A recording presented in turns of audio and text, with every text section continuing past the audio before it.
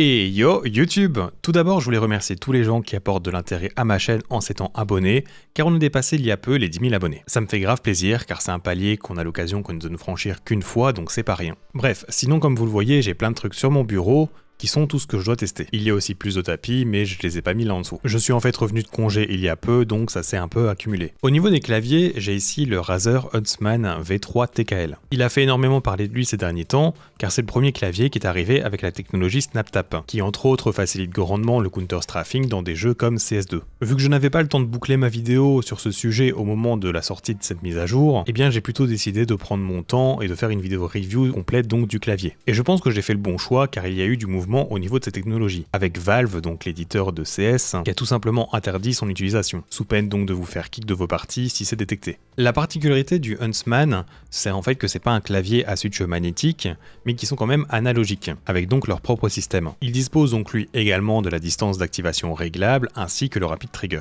De mon côté par contre, je n'aime pas du tout l'expérience de frappe que proposent ces switches analogiques. Mais vu qu'il s'agit de ma prochaine vidéo, enchaînons plutôt sur le deuxième clavier, histoire de pas trop me répéter ici. Cet autre clavier, c'est le Keychron Q1HE. Pour le définir grossièrement, c'est le haut de gamme des claviers qui possèdent des switches magnétiques avec la technologie Hall Effect. Son esthétique se démarque premièrement par un set de keycaps au format OSA, avec donc ces petits arrondis sur le contour des touches. De plus, les couleurs sont soit blanc, noir et rouge pour la case donc en noir, ou alors blanc et vert pour la case blanche. Pour son prix de 220 € chez Maxisport, le clavier dispose également d'un mode sans fil, que ce soit donc en Bluetooth ou encore en 2.4 GHz, et il fait clairement partie des meilleurs claviers que j'ai pu tester en termes d'expérience globale de frappe. Le clavier fait très qualitatif par son châssis très lourd et les traitements acoustiques que vous pouvez retrouver chez du custom, mais encore plus donc avec la combinaison de switch et de keycaps, en plus de ça qui rendent l'expérience vraiment excellente grâce à la stabilité des touches et le son qu'elles produisent. Je dirais cependant que les stabilisateurs, notamment ceux de la barre d'espace, ont vraiment de la marge pour être améliorés. C'est la petite chose que je relèverai quand même. Et de mon côté, de façon subjective,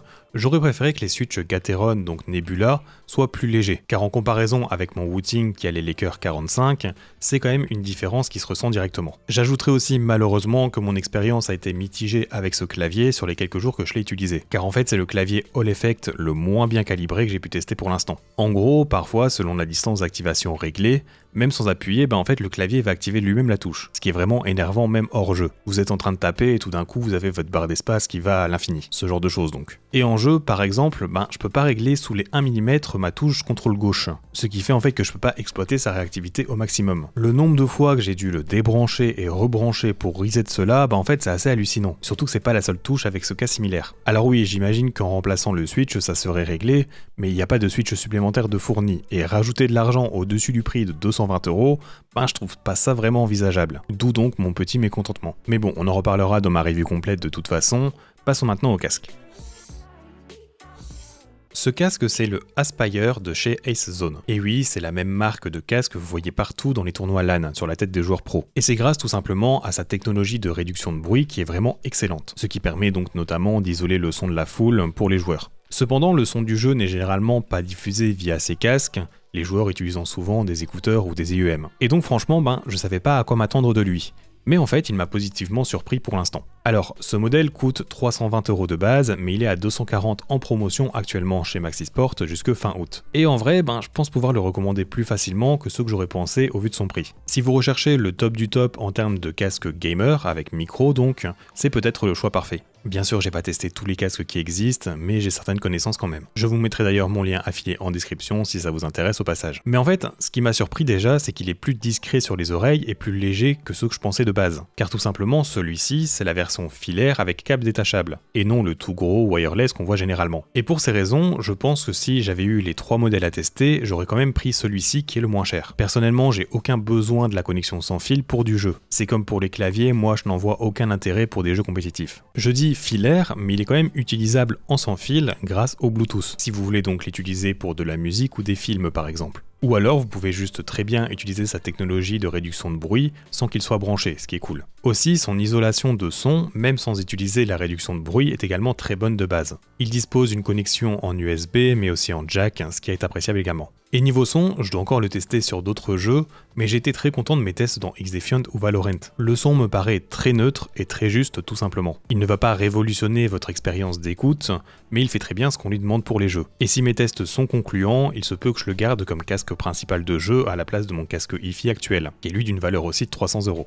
Je dois encore tester vraiment le micro, mais du peu que je l'ai écouté, il sonne vraiment bien, ce qui doit être important quand vous mettez ce prix pour avoir les deux ensemble. Enfin voilà, j'ai encore pas mal d'autres choses à présenter sur ce casque, mais j'en suis clairement satisfait pour l'instant en tout cas. J'essaierai de boucler la vidéo avant la fin de la promo si possible. Parlons souris maintenant. La première, ça va être expéditif, c'est la ATK X1 Ultra, qui est globalement une Razer Viper V3 Pro budget. Je n'ai pas encore eu une vraie session dessus, donc je m'attarderai pas plus que ça, mais en gros, c'est une Viper V3 Pro en un peu moins bien fini, mais bien moins cher. Passons donc ensuite sur sa petite sœur d'ailleurs, qui est la F1 Ultimate, qui est elle, un peu plus originale. Son gabarit est donc bien plus petit, avec une forme dans les alentours de souris, comme la Lonzo Maya, la Bistix ou la Ultralytix. Comparée à ces deux dernières par contre, elle est plus courte mais plus haute, et elle a aussi donc des courbes plus prononcées sur les côtés. C'est une souris très légère avec ses 39 grammes, et j'apprécie que les switches utilisés soient les home run optiques, comme la Ninjutsu Sora V2 ou la Sprime PM1. Et si vous avez ces souris, sachez qu'elles proviennent de la même usine. Donc vous aurez ce même ressenti de souris qui fait très vide dû à sa légèreté. Mais ça fait pas trop cheap pour autant. Par contre, personnellement, ce côté cheap, je le perçois autre part sur ma copie. J'ai en fait cette partie de la coque qui n'est plus solidarisée avec la base de la souris. Et j'ai donc du jeu très prononcé à chaque fois que je pose mon pouce, ce qui est donc vraiment relou. En plus, cela est apparu après seulement une petite session de jeu, ce que je trouve vraiment pas acceptable. Et je vous conseillerais donc d'attendre pour l'acheter malgré qu'elle a un très bon potentiel pour être une excellente performeuse. Je vous fais écouter vite fait.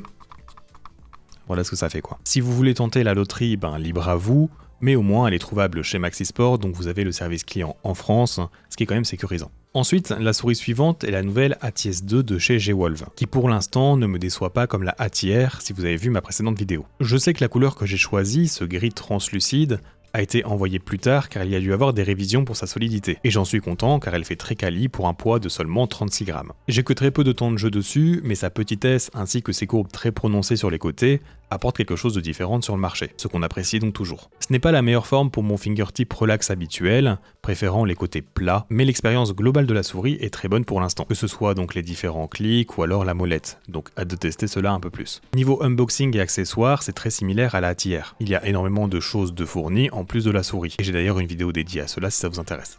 Et la dernière souris, c'est la Vencer Akitsu que je viens tout juste de recevoir. C'est celle qui me hype le plus et c'est une souris en fibre de carbone de 40 grammes, qui a une forme et un gabarit se plaçant entre une Bistix Mini et une Bistix Medium je dirais. Elle est en fait très fine, comme par exemple une Endgame Gear OP1, mais elle a une bosse centrée. La souris qui pourrait donc le plus s'en rapprocher au vu des matériaux utilisés serait la Finalmos Ultralytix. Mais j'ai ici un sentiment de robustesse et de solidité bien plus présent sur la Akitsu. Bien sûr, j'ai que très peu de temps de jeu dessus, donc cela pourrait se dégrader, mais cet aspect m'inspire la confiance en tout cas. En fait, tout simplement, des dernières souris ultra légères que j'ai pu tester ces derniers mois, c'est probablement celle qui me semble la plus qualitative sortie de boîte. En espérant que ce soit le cas de toutes les copies, et pas juste moi qui ai eu un excellent exemplaire. Mais je suis assez confiant là-dessus quand même, car je l'ai acheté moi-même, elle ne m'a pas été envoyée. Les clics principaux et les latéraux semblent bien implémentés, tout est fermement exécuté, pas de pré ou post-travel superflu, tout en gardant donc une facilité pour les utiliser à répétition. L'esthétique du dessous est très originale, avec cette espèce de libellule, et vous avez les boutons physiques pour régler DPI et polling rate. Et cela va se coupler avec le récepteur 8 kHz de la marque, qui possède donc un écran intégré pour différentes infos, ce qui est donc vraiment très pratique.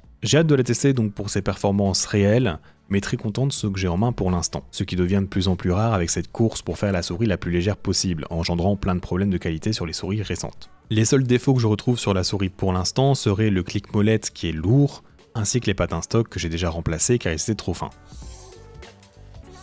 Pour les tapis maintenant, le Glassworks Kazemi s'est déjà vendu un peu partout sur la planète, sauf en France chez Maxisport, car il y a eu de la contrebande dans le container qui emmenait les tapis en Europe, donc cela a pris du retard. Il doit normalement arriver fin août, et ce Kazemi possède probablement la meilleure surface en verre disponible sur le marché actuellement. Il n'est pas parfait car il a une taille de 49 sur 42 cm, qui peut être un peu petit pour du verre, il n'est pas non plus super fin, et surtout il a un prix de 120 €, qui selon moi est trop cher pour cette taille. À part des énormes dimensions, pour moi en 2024, aucun tapis en verre ne devrait valoir plus de 100 €, édition limitée ou non. Ce qui me fait dire que c'est l'une des meilleures surfaces, c'est tout simplement car le verre utilisé est un peu différent de la majorité des autres tapis de ce style. Il offre une très bonne transparence pour l'artwork, mais aussi une surface très lisse et douce qui va rendre donc silencieux tout en accrochant moins à la peau.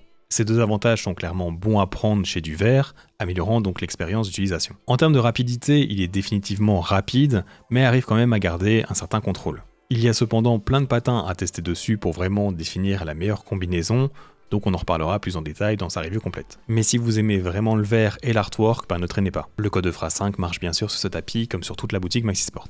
Ensuite, on a les deux nouveaux tapis de chez Vaxi, le PC au-dessus et le PE Black et à motif en dessous. Ces nouvelles sorties disposent en fait d'une nouvelle base qui reste du côté ferme comme les PA, mais il y a une différence dont je parlerai dans ma review complète. Sinon, allez voir la vidéo sur le YouTube officiel de Vaxi. Le PC, lui, il dispose d'une nouvelle surface en tissu qui dispose de plus de vitesse et de texture que l'ancienne, tout en ayant justement cette surface qui vient déborder et recouvrir les bords, limitant donc le ressenti sur le bras ou le poignet. Cette surface est apparemment vraiment créée pour être constante, même dans des environnements humides, et il n'est qu'à 33 €, ce qui est un très bon prix si on ne compte pas les frais de port. On regrettera tout de même sa petite taille de 46 sur 38, qui pourrait être, je l'espère, agrandi dans le futur. Et justement, pour le PE, donc qui sont les deux en dessous, au-delà du changement de base qui les rendent un peu plus rapides que la surface d'origine du PA, c'est ici les tailles immenses des tapis qui les caractérisent. Que ce soit le noir ou alors les trois choix de motifs, ils sont dispo en taille L de 50 sur 51 cm de large, ou alors en taille XL de 52 cm de long sur 56 de large. Et oui, c'est bien la hauteur qui est plus grande que la longueur, ce qui est généralement l'inverse. D'ailleurs, je pense que c'est l'un des seuls tapis qui rentre pas dans le cadre de la vidéo. La taille et les coutures étaient donc deux choses qui revenaient toujours chez les tapis Vaxi, et bien donc maintenant, il y a un modèle pour chacune de ces faiblesses.